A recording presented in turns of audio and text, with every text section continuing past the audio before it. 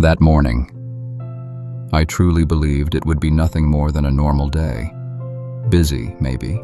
Important, sure. But still manageable. I had taken the day off from work so I could finally take care of two things that mattered more than anything else at that moment. The plan was simple. First, a short meeting at the bank about the loan I'd been chasing for weeks.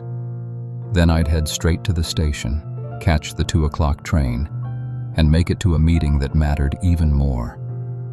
A meeting that could have changed the direction of my life. The morning was calm. Cool air, damp streets, distant engines humming. Nothing in the world hinted that a few hours later, everything would slide out of place. The wall clock showed 12:15. I felt perfectly on schedule. I put on my coat, double-checked my notes, and stepped out with the confidence of a man who thought he had time under control. I reached the bank around 12:45. The moment I stepped inside, something felt off. Not crowded, not chaotic, just unusually quiet, as if the room had already emptied itself of anything important. I walked toward the manager's office. Before I got close, one of the clerks intercepted me. He said, "Sir." The manager left. "He waited 15 minutes for you. When you didn't show, he headed to the central office." For a moment, I thought I misheard him. I said, "But it's not even 1 o'clock yet." He looked at the big wall clock. 1:50. Right then, in that tiny silence between his sentence and the ticking on the wall, everything came back to me.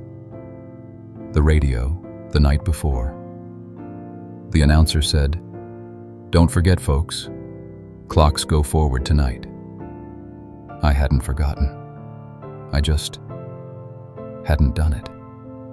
Realizing it wasn't just the bank I was late for, but the entire day felt like being punched with something slow and heavy.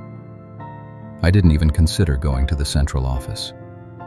If I did, I'd lose any chance of catching the 2 o'clock train. There might be another time to fix things with the bank, but not with that meeting, not today.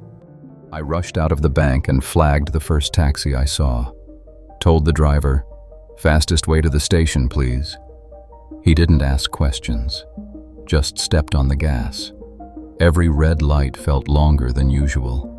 Every slow-moving truck ahead of us felt like it was placed there on purpose.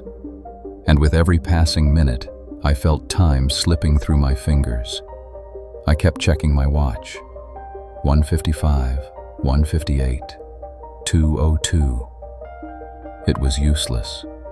The watch didn't matter anymore. I was already on borrowed minutes.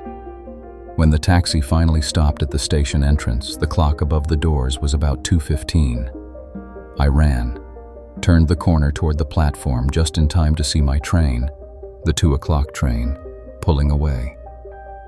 The doors closed, the wheels clattered forward, and the last carriage slipped past me like a quiet goodbye.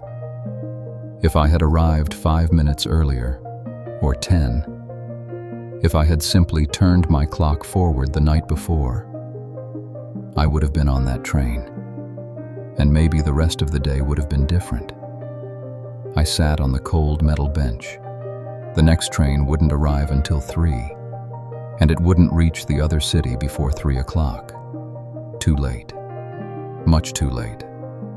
I thought about explaining, calling, writing, something. But some opportunities don't pause for you. They pass. Exactly the way that train did. That evening I walked home with a strange kind of hope. A quiet, unrealistic one. The kind you hold on to when you know you've failed, but your heart isn't ready to admit it yet. For a few hours, nothing happened. No calls, no messages. Just the slow dimming of a long, disappointing day. A few days later, 2 letters arrived. One from the bank. They had denied my loan request due to failure to appear at the scheduled time. The second letter was from the person I was supposed to meet that afternoon. It read, "Punctuality is a form of respect." The opportunity has been given to someone else. The letters were brief, polite, entirely reasonable. But for me, they weren't just letters. They were the outline of a day that slipped through the cracks, and the things I lost because of it.